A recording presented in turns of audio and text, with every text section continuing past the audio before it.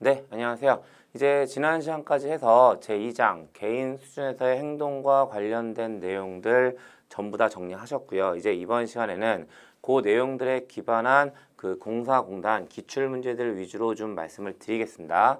근데 이쪽은 지금까지랑은 조금 다르게 정리할 게 뭐냐면요. 그 예전에는 이제 문제풀이 할 때 그 몇 번까지 어떤 주제가 있으니까 그 주제들을 정리하고 그 다음에 문제를 풀어가는 형태로 말씀을 드렸거든요. 근데 여기는 그 내용들이 좀 양들이 많다 보니까 걔네들 전부 다 정리하면서 문제를 푸시기에는 시간적 여유가 좀 없어요. 그래서 일단 각 문제 베이스로 필요한 내용들 하나하나 정리하는 형태로 그렇게 정리를 좀 하도록 하겠습니다.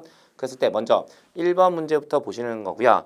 마키아벨리즘의 성향이 높은 사람의 특징으로 가장 옳지 않은 것은이고요. 요 마키아벨리즘과 관련된 내용들 어디서 정리하셨죠?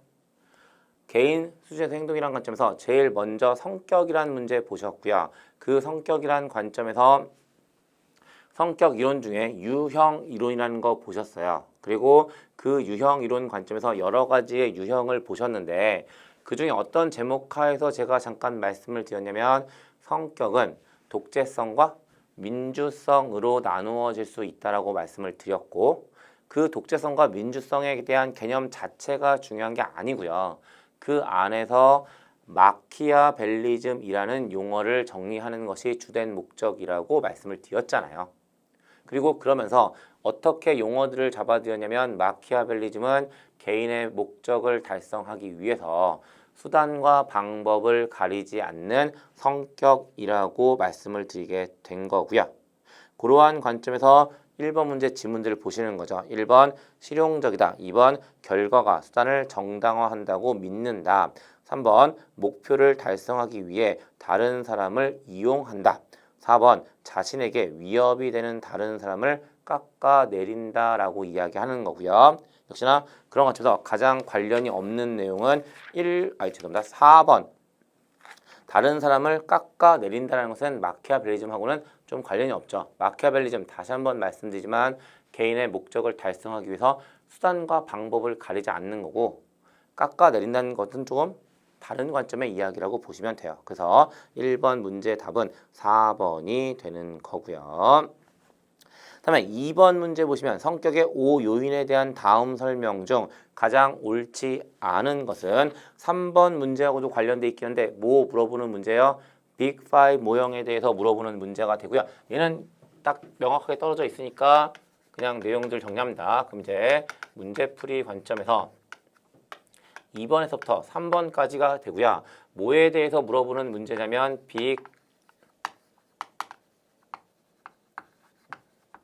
빅5 모형에 대해서 물어보고 있는 거고요. 어떤 오해가 없으시기를 바란다고 말씀을 드렸냐면 이 빅5 모형이 인간의 성격을 5가지의 유형으로 나누고 있는 모형이 아니에요. 여기서 얘기하는 5가지는 뭘 의미하냐면 성격의 유형을 나누기 위한 분류 기준의 의미를 가지고 있다는 거고요. 이미 2번 문제에서도 보신 것처럼 5가지 요인이라고 표현하고 있는 거죠. 그랬을 때 그 5가지 요인에는 어떠한 것들이 있어요? 크게 5가지 첫 번째부터 얘기하면 제일 처음에 성실성이라는 것이 있다라는 거고요. 두 번째 우호성 또는 친화성이라는 것에 대해서 정리했죠. 그 다음에 세 번째 경험에 대한 개방성이라는 것이 있었고요. 다음에 네 번째 외향성, 마지막으로 신경증, 성향이라는 것에 대해서 이야기했고요. 얘네들을 좀 정리시켜 드릴 목적으로 어떤 표현 이야기했냐면 니오 AC 형태로 5가지 정리하시면 된다고 말씀드렸고요. 그 다음에 어떤 내용도 좀 강조해서 말씀을 드렸냐면 요 5가지에 대한 개념 간단하게 좀 잡아 놓으셔야 된다고 말씀을 드렸어요. 이제 문제 보겠습니다. 2번 보시면 성격 5요인에 대한 다음 설명 중 가장 옳지 않은 것은 1번 신경성은 일상생활에 적응하는 정도와 부정적 정서에 반응하는 정도를 의미한다. 제가 교재상으로 얘기했던 내용들을 얘기하면 스트레스에 잘 견디는 정도를 의미한다고 말씀드렸어요. 다음 2번 친화성은 타인과 편안하고 조화로운 관계를 유지하는 정도를 의미한다. 3번 성실성은 사회적 규칙, 규범, 원칙을 잘 준수하고 맡은 바 책임을 완수하려는 정도를 의미한다. 4번 개방성은 타인과의 교제나 상호작용을 원하고 타인의 관심을 끌고자 하는 정도를 의미한다라고 이야기하는 거고요. 역시나 지문 4개 중에 가장 옳지 않은 설명은 4번이 된다라고 보시면 되는 거죠. 왜냐하면 타인과의 교제나 상호작용을 원하고 타인의 관심을 끌고자 하는 정도는 우호성과 관련된 측면이 된다라고 보시면 맞는 거고요. 개방성이라고 얘기하는 것은 새로운 것에 대한 호기심의 범위를 의미한다라고 말씀드렸잖아요. 그래서 2번 문제의 답은 4번이 됩니다. 다음에 3번 비슷한 문제긴 한데요. 빅5 모형의 구성 요소 중 다음 지문에 해당하는 것은 개인의 체계성, 끈기, 목표에 대한 행동의 동기 수준을 나타낸다. 이것이 높은 경우 열심히 노력하고 시간을 잘 지키며 신뢰할 수 있고 반면 이것이 낮은 경우 목적이 없고 의지가 약하며 신뢰할 수 없게 된다. 1번 우호성, 2번 성실성, 3번 정서적 안정성, 4번 개방성, 5번 외향성으로 지문 들어와 있고요. 역시나 뭐 문장상으로 유추해 보시면 성실성과 관련된 측면이라고 보시면 되는 거죠. 그래서 3번 문제 답은 2번 성실성이 됩니다. 다음에 4번, 5번 뭐에 대한 이야기냐면 지각 오류에 대해서 물어보고 있는 문제가 되고요. 역시나 그 다양한 형태의 지각 오류들을 살펴보셨고 그 중에 문제에 국한되는 것들 위주로만 좀 정리를 하겠습니다. 먼저 4번 보시면 지각 오류 중 타인을 평가할 때 자신의 감정이나 경향을 귀속 또는 전가시키는 데서 초래하는 것은 1번 상동적 태도, 2번 선택적 지각, 3번 후광 효과, 4번 지각적 방어, 5번 주관의 객관화. 일단 답부터 확인하면 답은 5번 주관의 객관화 또는 뭐라고도 쓸 거예요? 투영 효과 또는 투사라고 이야기를 하게 되는 거고요. 영문 표기 프로젝션의 의미를 가지고 있습니다. 그러면 나머지 것들을 좀 확인해 보시면 첫 번째 상동적 태도, 영문 표기로 스테레오타이핑, 고정관념을 의미하는 거고요. 개념은 뭐라고요? 지각자가 피지각자를 지각함에 있어서 피지각자가 속한 집단의 특성이 영향을 미치는 지각 오류를 의미하고요. 가장 대표적인 예 뭐라고요? 어느 지역 출신들은 어떻다더라, 어느 학교 출신들은 어떻다더라 하는 것이 상동적 태도의 가장 대표적인 예가 됩니다. 다음에 선택적 지각, 말 그대로 뭐예요? 이거 지각의 개념적인 측면에서 지각정보 처리 모형 때문에 보셨는데요. 개인에게 정보가 들어올 때 그 정보를 전부 다 받아들이는 것이 아니라 선별적으로 받아들이고 그걸 우리는 선택적 지각이라고 이야기하는 거죠. 다음 세 번째 후광 효과 뭐예요? 지각자가 피지각자를 지각함에 있어서 피지각자가 가진 또 다른 특성이 영향을 미치는 지각 오류를 의미하고요. 그 영향은 크게 두 가지로 나눠지는데 긍정적인 영향을 미치는 경우를 좁은 의미에서의 후광 효과, 부정적인 영향을 미치는 경우를 홀은 이펙트, 뿔 효과라고 이야기한다라는 겁니다. 다음에 네 번째 지각적 방어, 말 그대로 뭐예요? 선별적으로 받아들인다는 얘기를 반대로 얘기하면 선별적으로 튕겨낸다는 얘기가 되죠. 그리고 그걸 우리는 지각적 방어라고 보시면 되는 겁니다. 그래서 4번 문제의 답은 5번이 되고요. 다음에 5번 문제 지각 오류 중 대비 효과에 대한 설명으로 가장 옳은 것은 이라고 이야기하고 있습니다. 역시나 지문 그대로 보시면 1번 긍정적인 정보보다 부정적인 정보가 인상 형성에 더 큰 비중을 차지하는 현상. 이거 어디서 보셨죠? 지각과 관련된 이론 정리하시면서 애쉬라는 사람이 주장하고 있는 인상 형성 이론에 대해서 정리하셨고요. 그 인상 형성 이론은 개인이 인상을 형성함에 있어서 일정한 패턴을 가지고 있다라는 거예요. 그리고 그 일정한 패턴 어떤 거 보셨어요? 제일 처음에 일관성이라는 거 보셨고요. 그 다음에 중심 특질과 주변 특질이라는 거 보셨죠. 그 다음에 합산 원리와 평균 원리라는 것에 대해서 보셨고요. 마지막에 최초 효과와 부정적 효과라는 것에 대해서 보셨는데 거기서 이야기하는 부정적 효과가 뭐라고요? 긍정적 특질과 부정적 특질 중에 부정적 특질에 대해서 더 높은 가중치를 부여해서 인상을 형성하는 것이라고 말씀을 드렸습니다. 다음에 두 번째, 좋은 사람이란 인상을 형성하면 다른 긍정적 특성을 모두 가지고 있을 것이라고 평가하는 경향. 피지각자가 가진 특성들 중에 또 다른 특성이 영향을 미치는 것과 동일한 설명을 하고 있고요. 이게 바로 후광 효과가 된다라고 말씀을 드렸습니다. 다음 세 번째, 시간적으로 나중에 제시된 정보에 의해 영향을 받는 효과. 순위 효과라는 거고요. 그 순위 효과는 다시 최초 효과와 최근 효과 또는 처음 효과와 나중 효과라고 이야기하는 두 가지로 갈라지는데 여기서는 순위 효과 중에 뭐에 대해서 이야기하는 거예요? 나중 또는 최근 효과라는 것에 대해서 이야기를 하고 있는 거죠. 다음에 4번 매력적인 상대와 함께 있으면 그 사람과 비교되어 평가절하되는 효과. 문제에서 대비 효과라는 거고요. 거기서 얘기하는 대비 효과는 비교의 의미를 가지고 있다라고요. 그래서 4번이 대비 효과에 대한 설명이 되고요. 5번 최초의 인상이 중심이 되어 전체 인상이 형성되는 효과.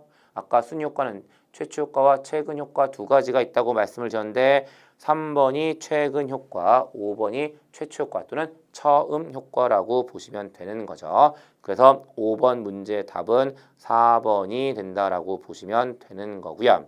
다음에 6번 그냥 6번 문제 그대로 가시면 되는데 다음 강화의 종류 중 가장 낮은 성과를 나타내는 것은 1번 고정간격법, 2번 고정비율법, 3번 변동간격법, 4번 변동비율법이라고 이야기하는 거고요. 역시 어떤 느낌으로 보시면 되냐면 고정과 변동 중에는 고정의 효과가 가장 낮고요. 간격과 비율에서는 간격의 효과가 가장 낮아요. 그러니까 그 두 개가 같이 엮여져 있는 것은 고정 간격법이 되는 거니까 6번 문제의 답은 1번이 된다라고 보시면 돼요. 다음에 7번 다음 중 태도의 구성 요소에 해당하지 않는 것이고요. 이건 역시 분명히 정리했죠. 어떤 형태로 다시 한번 리마인드 해보면 일단 태도에 대한 개념을 정의해 드렸고요. 그 태도는 특정 대상에 대해서 어느 정도 일관성을 유지하고자 하는 준비 상태를 의미하는데 이러한 태도의 개념과 관련해서 두 가지 정리하셨어요. 이러한 태도가 어떠한 특징을 가지고 있고 어떠한 구성 요소를 가지고 있는지를 정리하셨고요. 그랬을 때 태도는 변화 가능성과 지속성의 특성을 가지고 있다라고 말씀을 드렸고 구성 요소는 이 문제에서 요구하는 것처럼 모두 세 가지였습니다. 그런데 그 세 가지는 순서적인 의미를 가지고 있다고 이야기했고 제일 처음에 태도는 지각에서부터 출발하기 때문에 정보를 받아들이는 구성 요소가 있어요. 그리고 그게 바로 인지적 요소가 된다라는 거죠. 그러면 그 인지적 요소를 가지고 정보를 받아들이게 되면 그걸 통해서 뭐가 형성되고요. 감정이나 정서가 형성되는 거고 그러한 구성 요소를 감정적 요소 또는 정서적 요소라고 이야기를 해요.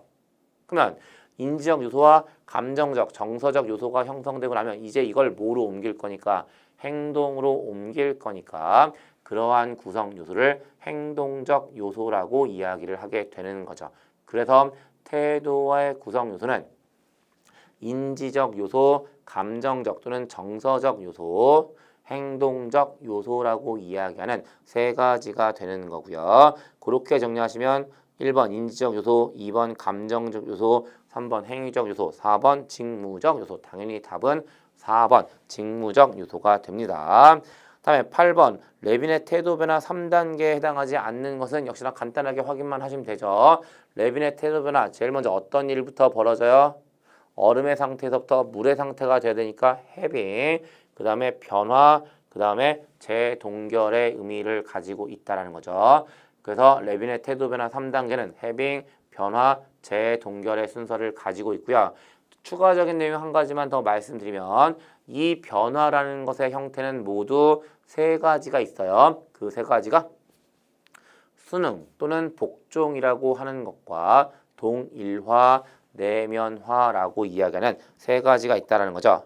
1번 해빙, 2번 변화, 3번 격동, 4번 재동결. 당연히 답은 3번 격동이 된다라고 보시면 되는 거고요.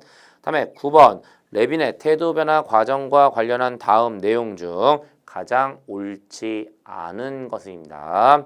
1번 레빈에 의하면 태도 변화는 해빙, 변화, 재동결의 3단계를 가진다. 2번 해빙의 목적은 개인 및 집단 등을 동기 유발하여 변화의 준비를 할 수 있게끔 하는 것이다. 3번 재동결은 새로이 획득한 태도나 지식 또는 행위 등이 그 개인의 퍼스널리티나 지속적인 중요한 정서적 관계로 통합되어 고착화하는 과정이다. 4번 변화를 태도를 변화하는 데 있어서 구성원들의 저항이 따르지 않는다. 5번 재동결을 위해서 변화 과정에 있는 개인에게 요구되는 변화를 지속적으로 강화시켜 줄 수 있는 환경의 마련이 절대적으로 중요하다. 사실 레빈의 태도 변화 이론에 대해서 정리되어 있지 않더라도 답을 고르신 것 자체가 어렵진 않으시죠. 당연히 답은 4번 태도를 변화하는 데 있어서 구성원들의 저항이 따르지 않는다. 저항이 따르지 않을 리가 없잖아요. 그래서 9번 문제 답은 4번이 되는 거고요. 다음에 이제 10번 문제부터 나머지 얘기들은 싹 다 뭘로 채워져 있어요? 동기부여에 대한 내용들로 채워져 있는 거고요. 역시나 개인 수준에서 행동과 관련해서 가장 중요한 얘기는 동기부여라는 것을 언급하는 거고, 역시나 문제 쭉 풀어보기 전에 전체적인 윤곽 다시 한번 잡겠습니다. 워낙 중요하니까요. 그랬을 때 지금 동기부여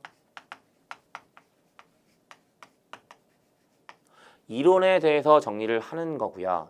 이 동기부여 이론은 역시나 구조적으로 두 개로 나누어진다라는 거고, 그 두 개가 바로 뭐가 되냐면 내용 이론과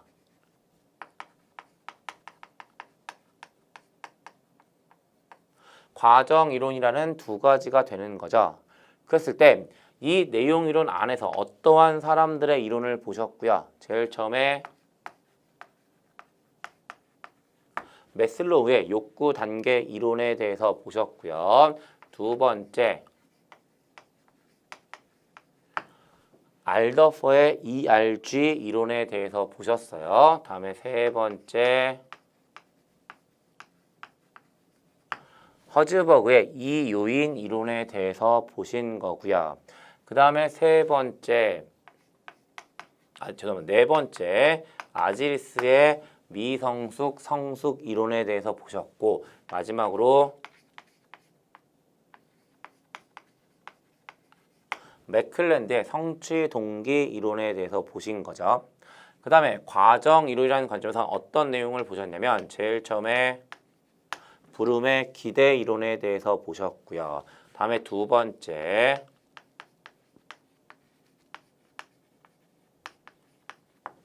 포터와 로울러의 기대 이론 보셨어요. 그 다음에 세 번째 아담스의 공정성 이론에 대해서 보셨고요.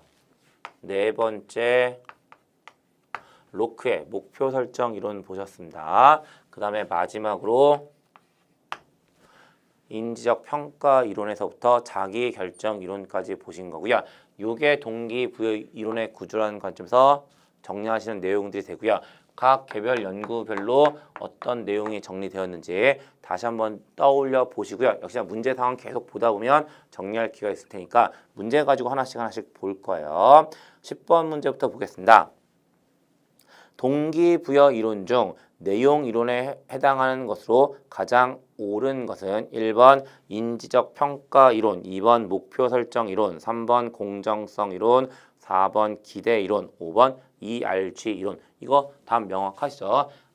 알더퍼 이론이 ERG 이론, 대시 이론이 인지적 평가 이론, 로크의 목표 설정 이론, 아담스의 공정성 이론, 브룸의 기대 이론이 되는 거잖아요. 그래서 10번 문제 답은 5번이 되는 거고요.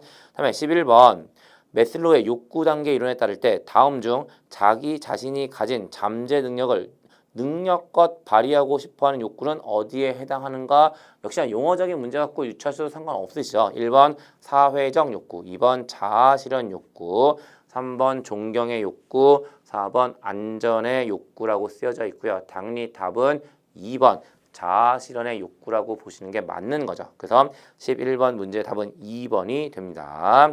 다음에 12번 매슬로우의 욕구 단계 이론에 대한 설명으로 가장 옳지 않은 것은 1번 인간의 욕구는 타고난 것이다. 2번 욕구는 계층적이며 하위 단계의 욕구가 충족되어야 다음 단계의 욕구가 발생한다. 3번 소속단체의 구성원으로 명예나 권력을 누리려는 욕구는 사회적 욕구이다.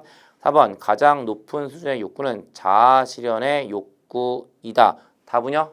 3번 보시면 어떤 표현 들어가 있고요. 명예나 권력을 누리려는 욕구라고 표현하고 있고요.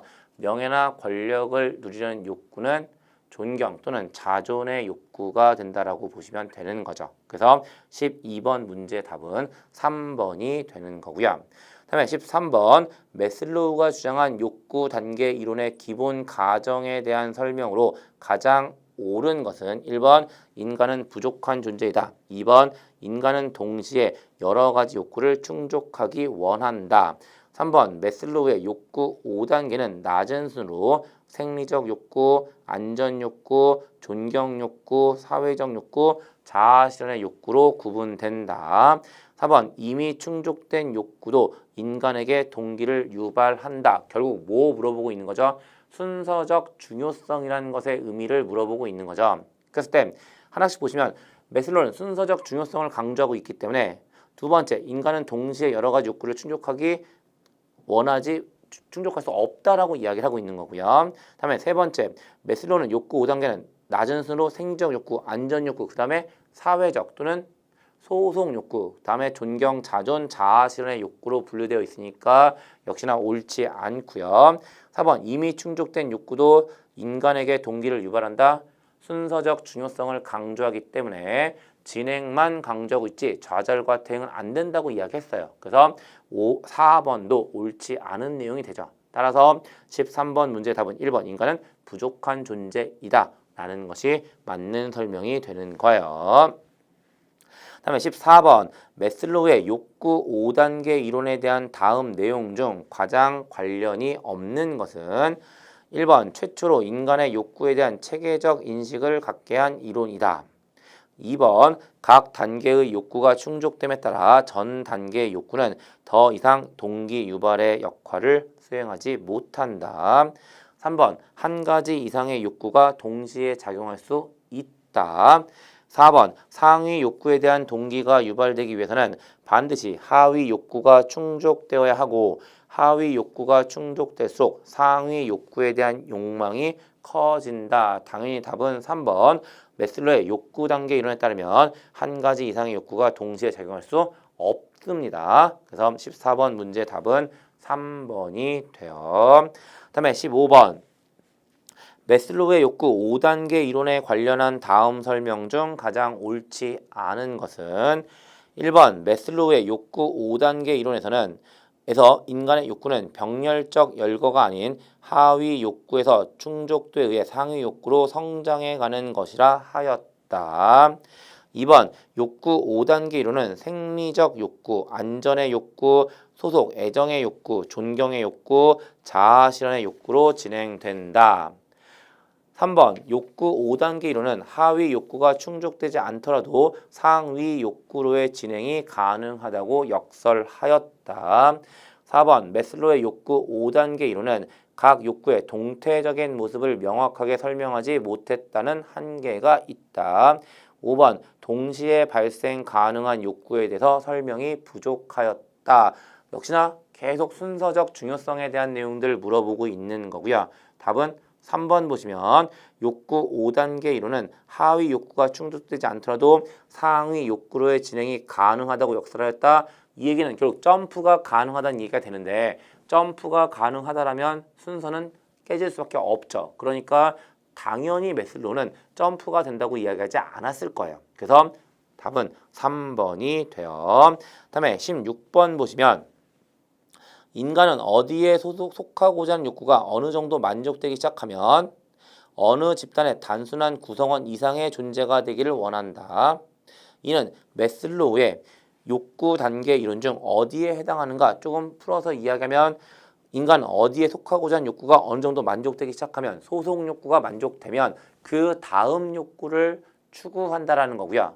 소속 또는 사회적 욕구 다음에 어떠한 욕구가 따라오는 거예요? 존경 또는 자존의 욕구가 따라오는 거죠.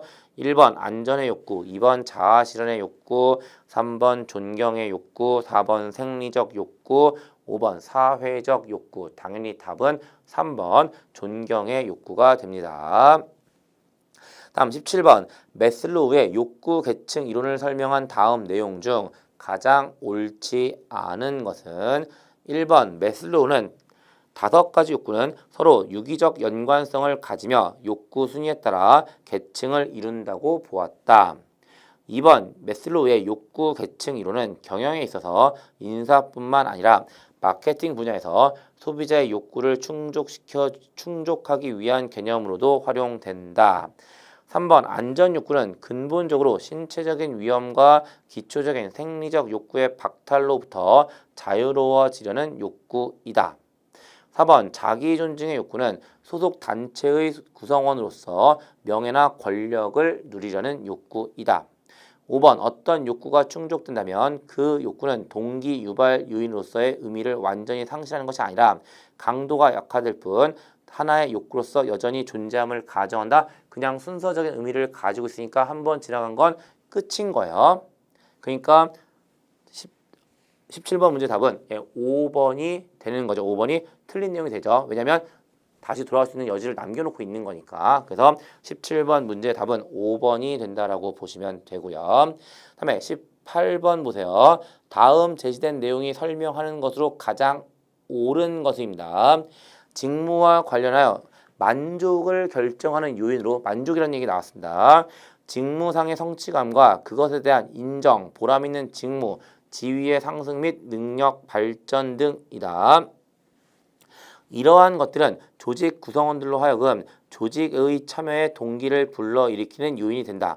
한편 조직 구성원들로 하여금 불만을 갖게 하는 요인으로는 감독, 보수, 작업 조건, 대인관계 등이다. 만족과 불만족의 개념을 가지고 동기부여를 설명하고 있네요. 그리고 그러한 내용을 펼쳤던 사람은 허즈버그의 이 요인 이론이 되는 거죠. 1번 강화 이론, 2번 ERG 이론, 3번 공정성 이론, 4번 욕구 단계 이론, 5번 이 요인 이론. 당연히 답은 5번 이 요인 이론이 된다라고 보시면 되죠. 그 다음에 19번 허즈버그의 이 요인 이론에서 불만족은 줄이지만 만족도를 높이지 못하는 요인으로 가장 옳은 것은 결국 허즈버그는 인간의 욕구를 위생 요인과 동기 요인으로 나눠놓고 있는 거고요. 문제에서는 뭐 물어보고 있는 거예요? 위생 요인에 해당하는 것을 물어보고 있는 거죠. 1번 직무상의 성취감, 2번 칭찬, 3번 도전성, 4번 직장의 안전성이라고 이야기하는 거고요. 제가 어떤 설명을 지지난 시간에 드렸냐면요. 이 위생 요인과 동기 요인이라고 했을 때 임금과 대인 관계만 조심하면 위생 요인은 하위적인 개념을 가지고 있고 동기 요인은 상위적인 개념을 가지고 있다라고 정리하시면 가름만은 태워진다라고 말씀을 드렸잖아요. 그랬을 때 직무상의 성취감, 칭찬, 도전성 같은 것들은 동기 요인에 해당하는 거고요. 직무의 안전성이 위생 요인에 해당한다라고 보시면 되죠. 그래서 19번 문제 답은 4번이 되는 겁니다. 다음에 20번 보시면 아담스의 공정성 이론이에요. 아담스의 공정성 이론에 대한 다음 설명 중 가장 옳지 않은 것은 1번 공정성 이론은 주고받는 인간 관계에서 공평과 정당함을 추구하는 인간의 본성을 바탕으로 한 이론이다. 2번 종업원들은 직무에 투입한 것에 비하여 그로부터 얻은 것을 인지한 다음 그들의 투입과 산출의 비율을 타인들의 투입과 산출의 비율과 비교하게 된다.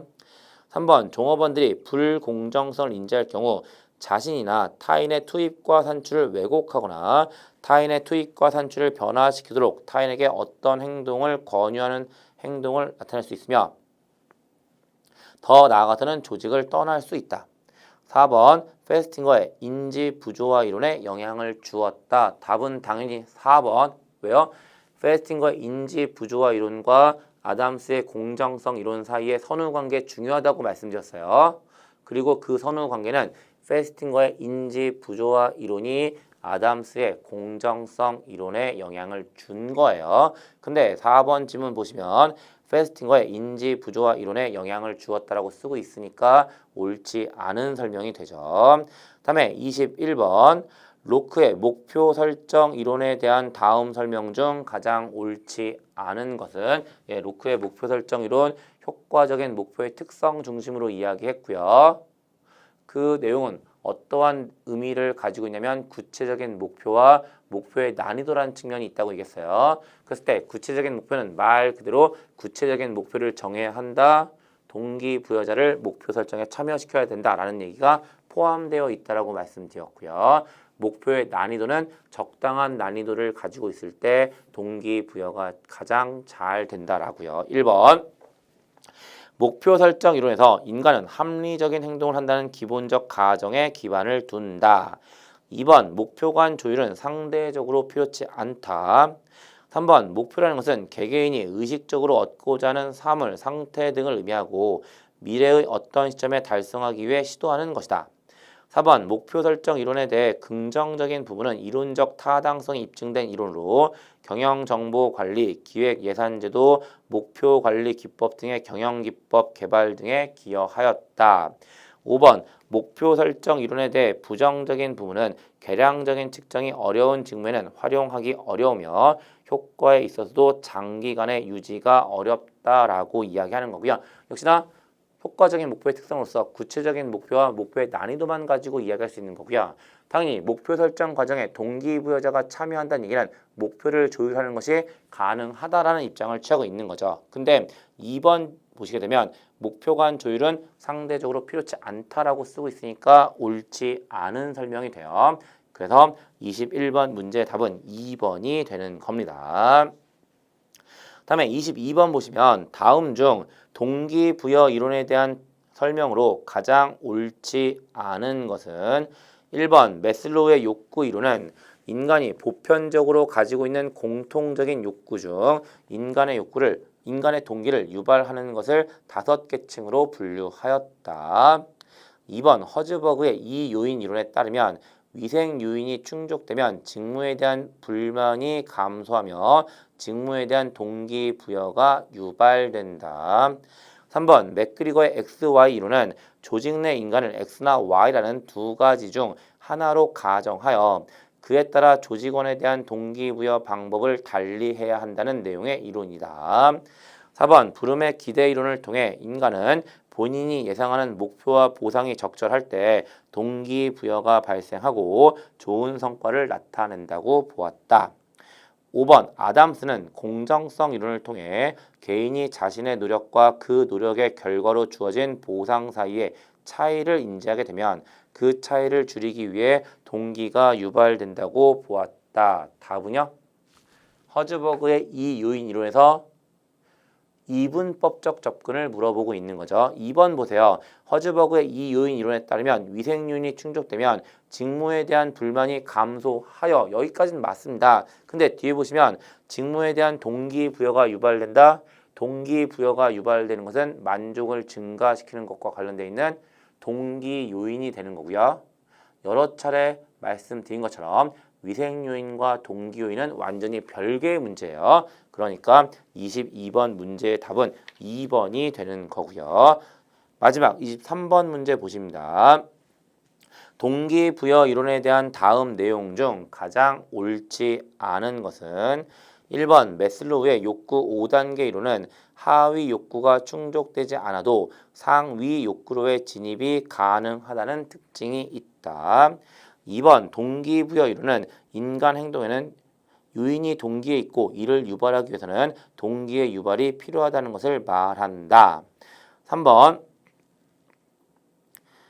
ERG 이론은 인간의 모티브에 대한 체계적 연구를 통해 높은 수준의 욕구 및 낮은 수준의 욕구 모두가 어느 시점에서 동기부여 역할을 한다는 알더퍼의 이론이다. 4번 이 요인 이론은 인간 욕구 가운데는 동기 요인 및 위생 요인의 두 가지가 있는데 이 두 가지 요인은 서로 상호 독립되어 있다고 하는 허즈버그의 욕구 이론이다. 5번 맥클랜드의 성취 동기 이론은 개인 및 사회의 발전이 성취 욕구와 상당히 깊은 상관관계를 지닌다고 주장하는 동기부여 이론이다라고 이야기를 하고 있는 거고요. 역시나 계속 반복적인 내용 물어보고 있는 거죠. 매슬로우의 욕구 단계 이론에 대한 순서적 중요성을 물어보고 있는 거고요. 역시나 답은 1번이죠. 매슬로우의 욕구 5단계 이론은 하위 욕구가 충족되지 않아도 상위 욕구로의 진입이 가능하다는 특징이 있다. 안 되는 거죠. 점프 안 된다고요. 점프 안 된다고요. 그래서 23번 문제 답은 1번이 되는 거고요. 여기까지가 제2장 개인 수준에서 행동과 관련되어 있는 공사공단 기출문제 전부 다 확인하셨고요. 네, 이번 시간은 여기까지 말씀드리고 마무리 짓고요. 이제 다음 시간부터 제3장 집단 수준에서의 행동과 관련된 내용들 살펴보도록 하겠습니다. 네, 다음 시간에 뵙겠습니다. 수고하셨습니다.